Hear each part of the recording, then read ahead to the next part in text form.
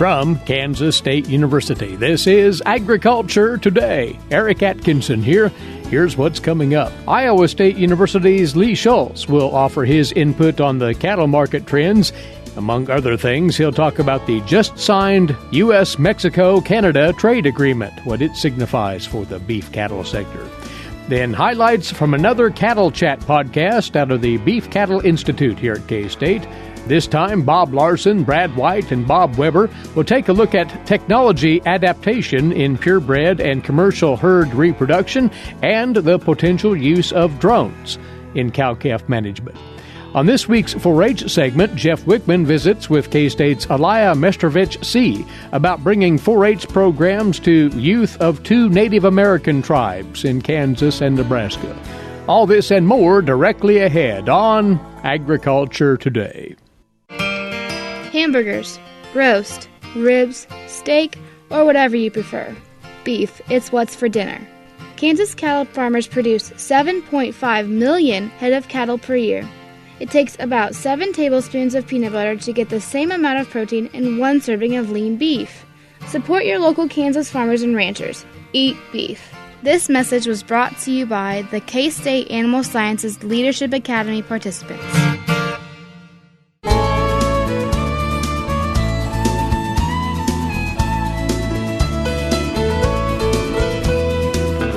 This is the K-State Radio Network, and we appreciate you being along for this Agriculture Today. First up, the cattle market segment and the latest thoughts from livestock economist Lee Schulz. Lee is out of Iowa State University. And, well, Lee, first of all, this past week's trading, what did you sense was going on in that trade? Well, I think we can really look at it. It was sideways to a little bit softer. We've seen prices the previous week at about 116 to 117. I think we've seen cash trade mostly 114 to 116 this last week. You did hear a few reports of here in Iowa at least. We did see some strong cash trade in that 116 range. I think that's maybe just a little bit of follow through from the previous week, but markets really aren't getting much help from the futures. We did see futures really down across the board, near term and deferred contracts. When we look at the live cattle, did get a bit of a bump on Friday, but overall we closed lower for the week. Did see quite a bit of action in the feeder cattle, especially kind of the near term contract down over $4. I think some of that maybe was passed through from higher corn futures. But overall, we've just seen some pretty large runs of feeder cattle, and that has pressured the market, cash or futures. So really, it's a bit of this and that pressuring these markets right now, not anything singularly or definitively.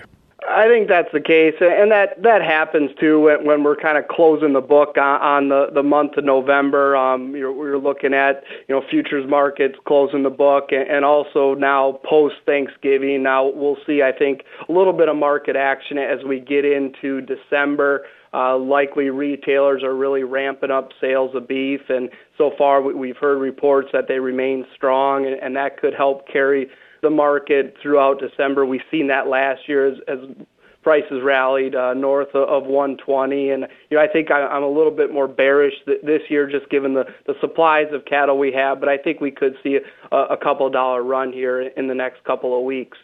What might aid that? We're hearing indications, Lee, that carcass weights have been dropping some. How much could that be of support to the market? Well, that is the case. We've seen carcass weights, I think at least have stabilized, and early reports that they've begun to come down. Now, this is the time of year we do see carcass weights seasonally increase, and so there's not been really any surprises there. I think they've been on the common trajectory as we see increase in weights. What I did like to see is in that cattle on feed report, marketings were much larger than a year ago. And so I think what that suggests in combination with the weights data is that marketings have been rather current. And that's important because we do have more cattle on feed. We have larger inventories of cattle on feed over 150 days, over 120 days. So we're going to have to keep the supply chain really moving here, and indications that weights are starting to come down are an early indication that the market is absorbing the additional cattle. Then you can couple that, you say, with what you describe as huge packer margins right now, which is helping move product along. Yes, when you look at packer gross margins, and that's an easy calculation, it's just taking the cutout value plus the byproduct minus the live cattle price, you can get a rough measure of packer profitability. Now, that doesn't represent any one packer because it doesn't represent the other costs of keeping the plant open, but tracking those levels over time, the last 6 months have been really one of the more profitable runs in packer profitability. And that's really come about because we've seen strong cutout values relative to the prices of cattle. Now, cattle price, I think, have still been supported, but we've really seen strong demand for beef, and that's been reflected in the cutout values. Now, taking that together, I think, given the larger supplies, packers have an incentive to slaughter cattle, and also importantly, I think, book cattle into the future. We've really seen some strong basis bids out there for forward contract cattle, and I expect to continue to see that because of packers' incentive to slaughter those cattle and capture the large margins that they currently are. So there really isn't anything out there to suggest that those margins will start to pare back, that they should remain fairly strong for a while? At least in the short term, I expect those margins to stay strong as we've really seen strong demand for beef. The holiday season's definitely going to help out. I think post-Christmas and into the new year, I think that'll be a time to really reevaluate the markets, as we always do as we turn the page on the calendar year. But at least here in the short term, I think we are going to really have a pull for those cattle because of the strong packer margins, and that should really help out the market here in the short term. All right. Well, Lee, we do want to take a moment or two here to allude to where the cull cow market stands currently. Well, we've seen cull cow prices rather depressed. They are lower than year-ago levels at this time of the year. I think it's not all that surprising as we're seeing larger supplies of cull cows, be it from the beef market and, as of recently, really the dairy market. So that's pressuring those prices quite a bit. Also, you've seen a little bit of pullback on ground beef prices and sales, and so I think that's somewhat impacting the cull cow market. This time of year, it's always important, I think, evaluate that market for opportunities to market those cull cows. In certain years and certain time periods, there's incentive to hold on to those cull cows, add some weight to them, add some finish to them, and market them at a later date. Mm-hmm. We've seen examples back in 2015 and into 2016, 16 into 2017.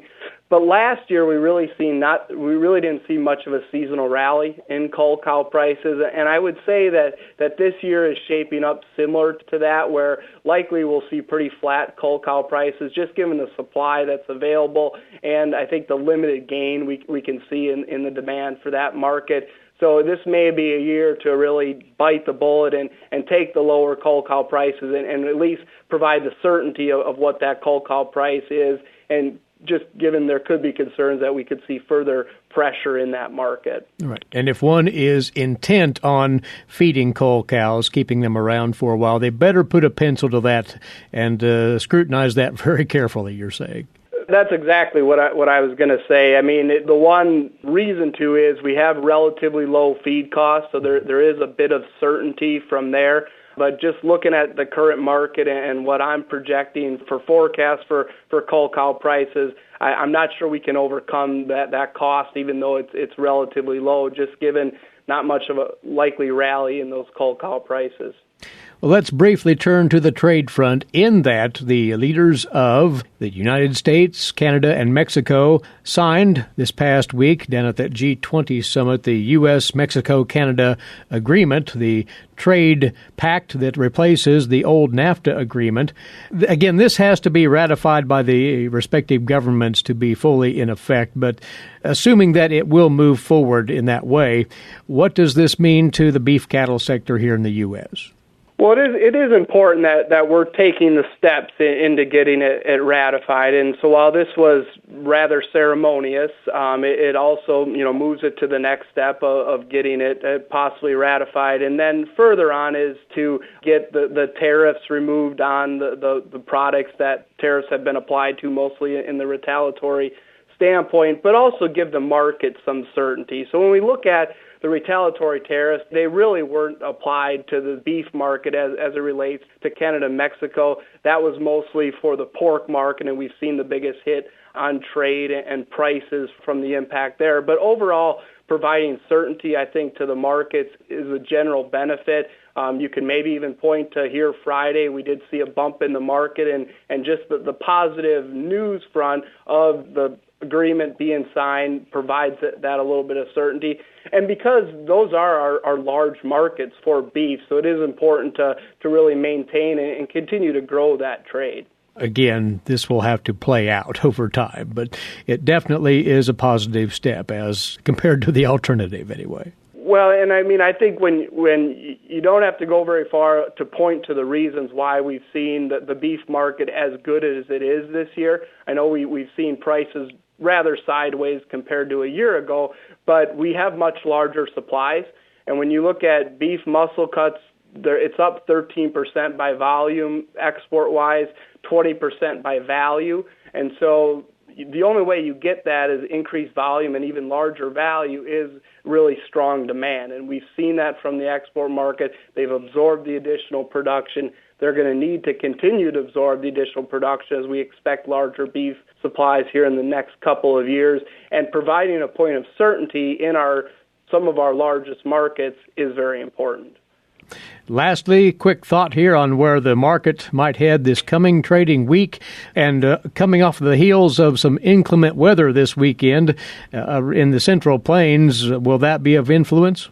Well, that could be supportive of cattle futures. One, it may hamper the ability to add weight to cattle. But overall, I think what I'm looking for is a bit of a rebound here as we've turned the page into December. We have the holiday season right in front of us. We know demand is strong, and so I think that'll be supportive overall of the cattle complex. Good overview, and Lee, we appreciate it very much. We'll talk again quite soon. Thank you. Thank you. The input on the cattle market trends this week from Lee Schulz. He is a livestock economist at Iowa State University, and we'll be back with more in a few moments. You are listening to Agriculture Today. What is radon? Home exposure to radon gas is the leading cause of lung cancer death in the United States for non-smokers. In Kansas, 1 in 4 homes will test at or above the EPA action level. The Surgeon General recommends all homes be tested and fixed if necessary. Visit kansasradonprogram.org for more information. Test, fix, save a life. This message brought to you by the Kansas Radon Program, the Kansas Association of Broadcasters, and this station.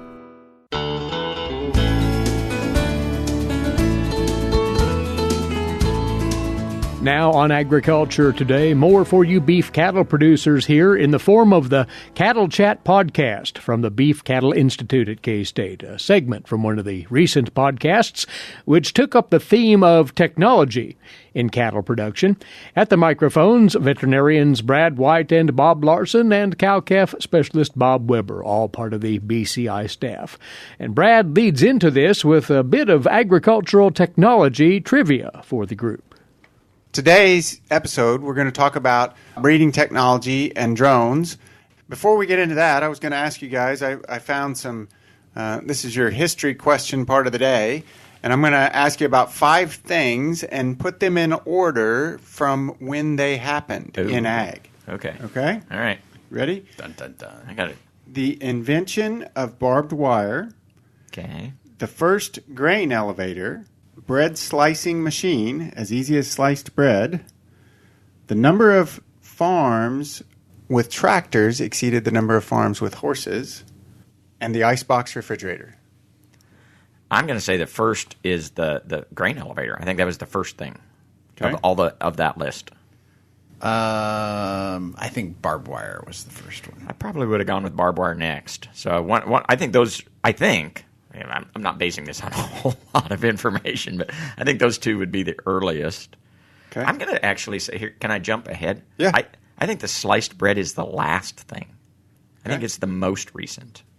What do you think is most recent?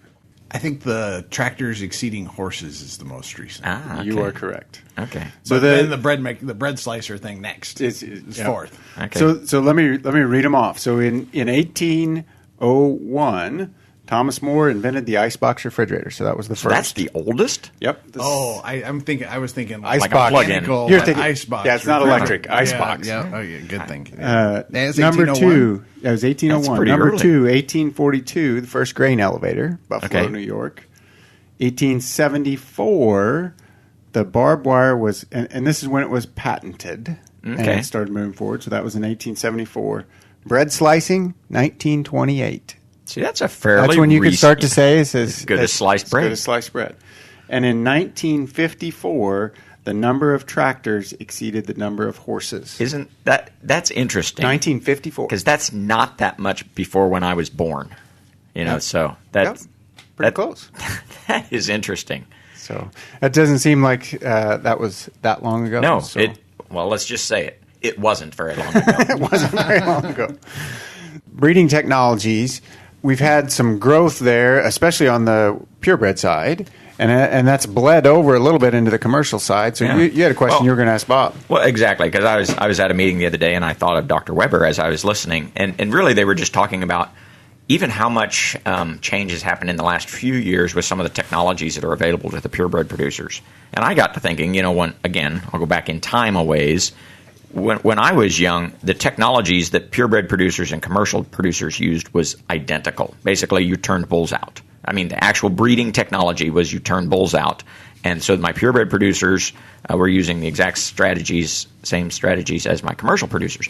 Then you moved into utilization of AI, and certainly artificial insemination was used by commercial producers as well, and a lot of them really figured out a way to make that work. The uptake was greater in the purebred side of things, and then embryo transfer even more. Pretty rare to do embryo transfer in commercial herds, became more common in purebred herds. And so we were seeing this kind of divergence that the technology, a lot of the new technologies are going to be mostly used by purebred producers, and relatively few commercial producers are going to really make that financially work for them. So how does that change how purebred producers and their customers, the commercial producers, interact?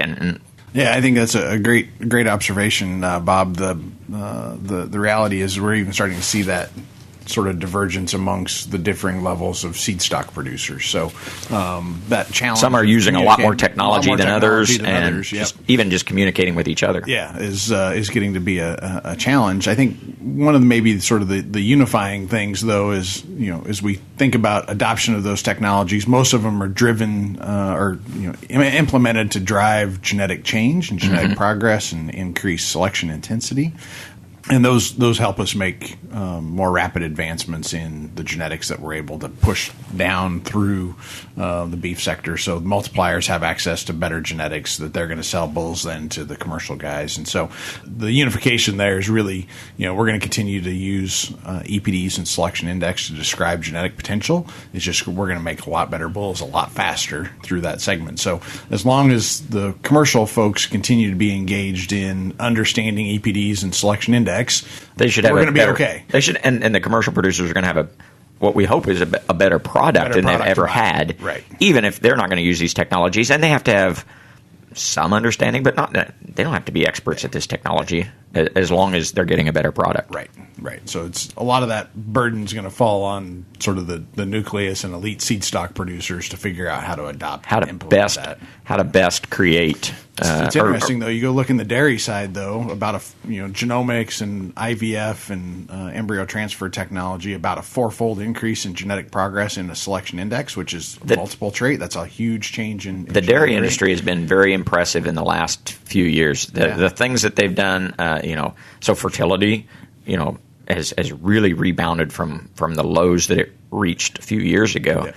And I give a lot of credit to their adoption of technology and really doing that well. Yep. And a lot of commercial folks are using embryo transfer as their first breeding opportunity for a cow is to get an embryo, then a couple of rounds of AI if needed, and then a beef bull AI after that if needed. Reproduction of dairy cows is still not great, but the value of the elite genetics produced through ET, even at a commercial level, in those changes dairy herds, that economics and paradigm. It's been pretty interesting to watch. It's not just for purebred people anymore. Right. That's what you're saying. Yeah. So I think there's a lot of those technologies that you can incorporate, and it does help your selection of genetics, but also you're in tune with the reproductive management. So even on the commercial cow herd, one of the benefits that we've seen with AI is you get those cows grouped up. Everybody pays, syncing them, and then you're paying more attention to getting them in the right body conditions, so that I don't want to waste the time and effort of a synchronization and AI program on cows that are bad. They get bred early in the breeding season. Yep, they get bred early, and I watch them closer. Synergy. Excellent. Speaking of technologies, the other technology that, and we've seen some different things on this, and I want you guys to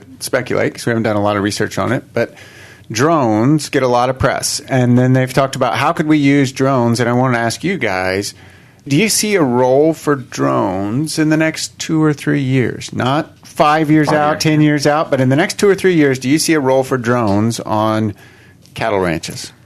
I think some will be used, and some of it's just kind of to do something new and gee whiz, and whether it has long-term, utilization, we'll probably be still waiting to see. But I could see, some of the things that I thought of right away were checking water and checking fences at a distance would be great if you could do that. If you felt like you got good enough images that you really knew what was going on, I think those types of uses could be used pretty soon, especially as we expand distances and that the drones can fly and the image of the cameras. And we were at a meeting earlier this year, and the picture quality and the battery length so that the distance that they can fly, again, has increased greatly in just the last few years, making them more appropriate for those kinds of uses. Yeah, and I think one of the key things, at least I've listened to some of the drone talks for cattle guys, we have to have some onboard analytics, right? We can't just capturing video of 10 hours of flight time. That doesn't save me a lot because I got to sit and watch. Still got to watch 10 hours of video, right? Yeah. Which I may be able to do with the comfort of my home, but is not as useful as if I can send a drone out on a pre-programmed flight pattern and to cover all the pastures I've got and give me an inventory that's reliable. Yeah, that's a whole different sort of level. If I trusted that inventory so that I really know if somebody's missing or not. Yeah. Now you're talking about a different kind of AI. You got to have the artificial intelligence in there to be able to do that. But I think particularly some of the new, instead of the rotary, kind of quadcopter kind of the design, fixed wing, the fixed wing stuff with longer flight times, better durability and range. That's coming down the pipe at us really offers a differing level of ability. Along those lines, the other thing that I could see coming maybe, and things are happening fast, so I probably should cut my timeline in half, but I was saying in 5 to 10 years, and probably again much shorter than that, is really monitoring range conditions. So getting out there and again, kind of agronomic kind of data. And doing, because again, the problem is I go out and I don't, even if I'm walking the pastures, I don't see the changes on a week-to-week basis, as well as if I could gather that information and I had the type of technology that would really sort of precision ag, kind of estimate the biomass out there. Tell me how much is out there and give me a weekly update. That would be great. And again, kind of pre-programmed flight paths. Maybe every Wednesday it goes out and does this and just tells me how my range is doing. That does give me some opportunities to intervene early, because one of the problems I think that we see in a drought situation or overabundance of biomass is I respond too late. Yeah, absolutely. And I think we saw a student do a presentation last year that they looked at density cover, so they would use different filters on the pictures, and I think that part could be automated. So to your point, you go out and take once a week. So maybe some uses for some drones in the very short future. It'd be interesting to see how that develops, and sounds like a drone would be a good Christmas present for you. I think I need one to start practicing. To start testing it out. From the Beef Cattle Institute at K-State, Bob Weaber, Bob Larson, and Brad White. Check out those BCI Cattle Chat podcasts at beefcattleinsitute.org. And this is Agriculture Today. While many people know hunger is an issue in developing countries, it is also a problem in our own backyards. In 2010, 1 in 7 Kansans struggled to put adequate food on the table. 2 K-State research and extension programs are tackling this problem. The Family Nutrition Program and Expanded Food and Nutrition Education Program reach thousands of Kansans in more than 70 counties. They learn how to eat healthy with a low budget. For more information about these programs, visit ksre.ksu.edu.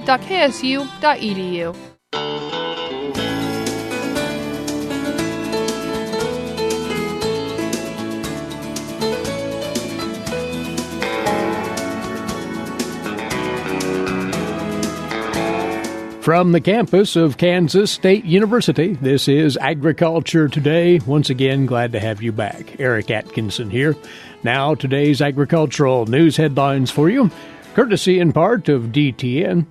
Concluding the G20 summit on Saturday in Buenos Aires, President Trump announced his administration would hold off on higher tariffs against Chinese goods and that Chinese President Xi Jinping had agreed to immediately lift trade barriers on U.S. products, including agricultural goods. On trade, the president had agreed he will not raise tariffs on January the 1st on $200 billion worth of products to 25%, but will leave the 10% rate in place. The White House stated that China will agree to purchase a not yet agreed upon but very substantial amount of agricultural, energy, industrial, and other products from the United States. China has agreed, they said, to start purchasing agricultural products from the U.S. immediately. The agreement sets a short deadline of 90 days to come to some agreement on issues such as forced technology transfer, intellectual property protection, non-tariff barriers, and agriculture, the White House states. If the two countries can't come to terms, the White House added, the president will raise the tariffs to 25%. Now, agricultural exports to China have been hit hard by the tariffs. China imported $14 billion in soybeans alone from the U.S. back in 2017, but in the current marketing year have bought just 2% of the volume purchased at the same period last year. Cotton purchases are less than half of what they were a year ago as well, and pork exports to China and Hong Kong, facing 62% retaliatory tariffs right now, are down 24% in volume and 18% in value in 2018 likewise. Now, the news of the progress in resolving the U.S.-Chinese trade dispute has several in the agricultural sector expressing levels of optimism. More on that angle from the USDA's Rod Bain. U.S. and Chinese tariffs on each other's exports remain in effect. However, this weekend's announcement from both nations' leaders appears to be a first step in resolving continuing trade disputes.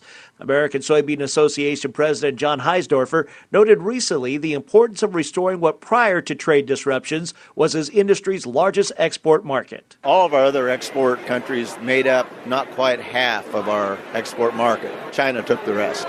And Joe Sheely of the U.S. Meat Export Council says while Chinese tariffs have not so much impacted existing beef export business in that market, our ambitions for growing the Chinese market for U.S. beef have been slowed by higher tariffs there. I'm Rod Bain reporting for the U.S. Department of Agriculture in Washington, D.C.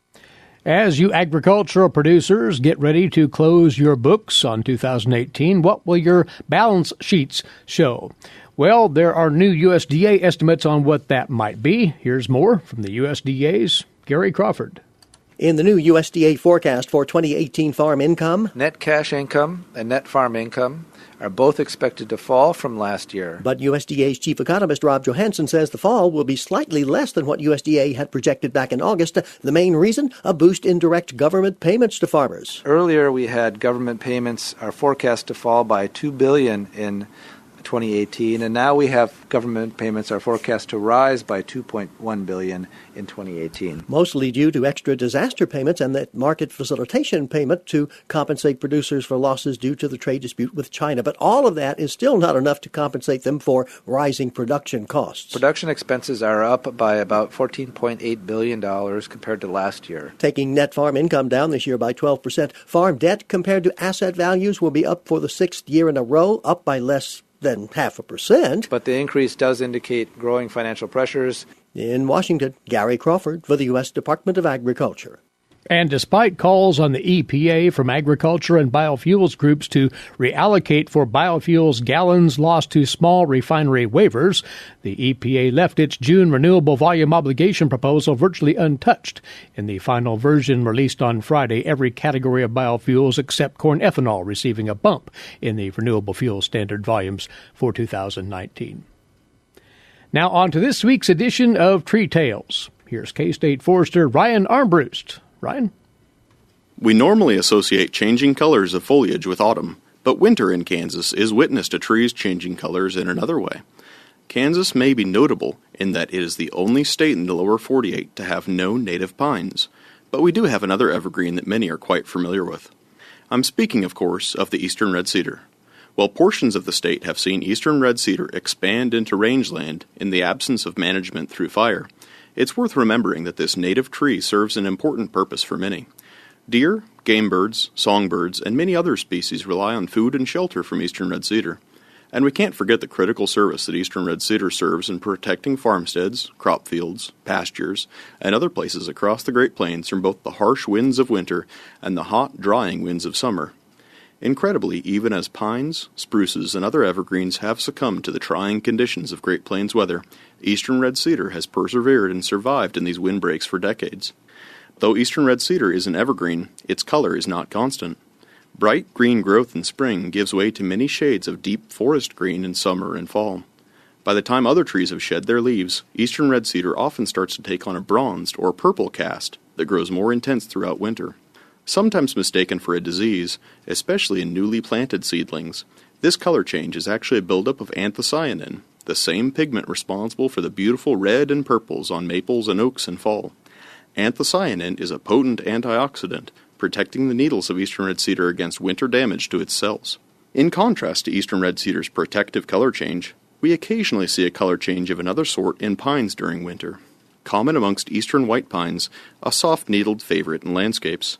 This color change from green to yellowish-brown means that desiccation, or drying, of the needles has occurred due to the drying winter winds combined with frozen soil. Pines, like all evergreens, continue to transpire moisture through their leaves or needles when the air temperatures are above freezing and the wind is blowing. But when the soil is frozen, the roots cannot take up water to replace this lost moisture, leading to winter burn. Eastern white pines are particularly susceptible, since their needles are very fine and have only a thin waxy layer to limit water loss. Ponderosa pines have a much thicker needle and a waxy cuticle, so they do not suffer from winter desiccation to the same extent. If the soil is dry and unfrozen in winter, supplemental watering can help. Ensuring adequate water is available in spring will help maintain tree vigor, which is the best remedy for nearly any tree health issue that begins with stress.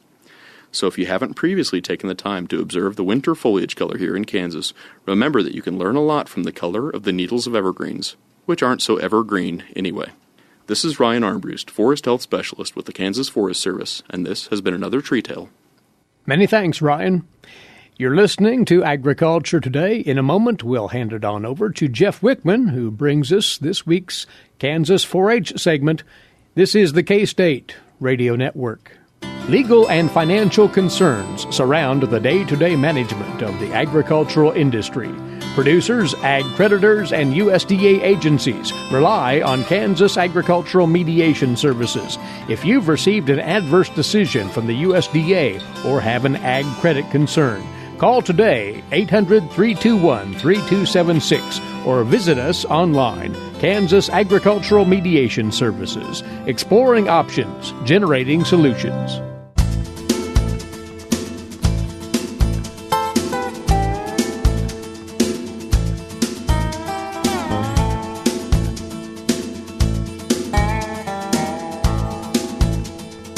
You're listening to Agriculture Today over the K-State Radio Network. Along with Eric Atkinson, I'm Jeff Wickman.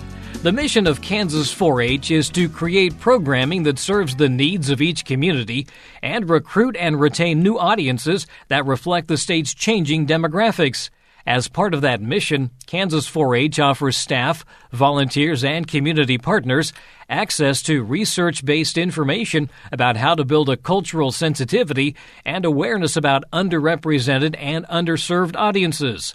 For about the last 18 months, 4-H new youth and adult audiences specialist Aliah Mestrovich Seay has been working with Brown County Extension Agent Matthew Young and several K-State partners to bring science, technology, engineering, arts, and math programming to youth on the Kickapoo and Iowa tribe of Kansas and Nebraska. What we're trying to do is bring hands-on learning, the Do, Reflect, Apply model that we have in 4-H to the youth on both tribal nations so that they can really be more connected to this type of programming and experience positive youth development. We're talking about science, technology, engineering, and mathematics. That's correct, as well as communication and the arts. And that's been one of the real focus areas is the communication and arts. Yes, we have done a poetry book with the kids. We're actually creating another one right now that talks about cultural identity Their bicultural identities are able to come out of these poetry books. And it's really a lot about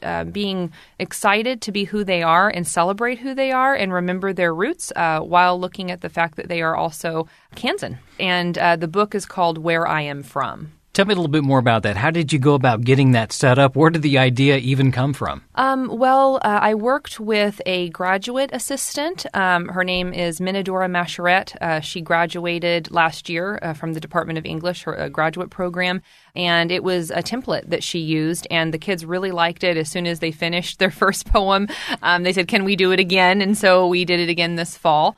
And it combines poetry, identity, ethnic identity development, and also art. So they typically will paint or draw some type of picture associated with their poem. When we look at positive youth development, resilience is a very important part of youth growing and developing and becoming citizens. And so particularly with our underrepresented communities, we really want to make sure that they know that they are celebrated and that in an educational space, they can bring in all parts of themselves, including their families, to really embrace who they are, and it actually impacts learning. That's one thing we didn't mention is not only is it new youth, but it's also adults. Yes, we have adults that are staff at the Boys and Girls Club that have been part of these STEAM workshops. We have adults coming in to do programming, so we've had multiple faculty and staff from Kansas State, geology professor, a person in the English department. We've also even had Fort Hays State University. They have a STEAM bus that comes in and goes to remote areas. And so a lot of adults have been involved in this project. What about in terms of the youth themselves? What age group are we looking at? Almost all ages, K through 12, have been involved in some capacity. We like to cater to the different ages and stages of the youth. So with the workshops at the Boys and Girls Club, we've had youth anywhere from kindergarten up through elementary school. Now, with the poetry workshop, there were a lot of different age groups involved. And with the older youth, we actually invited them to K-State 2 summers in a row to be part of an education experience camp that focused on STEM and the College of Education. How do they respond to this? What's their reaction when they find out that, hey, we're going to be doing poetry today? Well, they like it, and, there's been a learning curve for all of us, particularly when it involves faculty and staff that are used to working with students that are young adults as opposed to youth. I found that faculty and staff really enjoy it, and the youth, seeing new faces and being exposed to rocks, anywhere from rocks to poetry to building bridges, they've really been very receptive and I think very excited about all of these programs. And the hands-on learning is probably something that fits well with youth, I think. Oh, it does. I mean, hands-on learning, I think, is so natural to them that, do reflect, apply.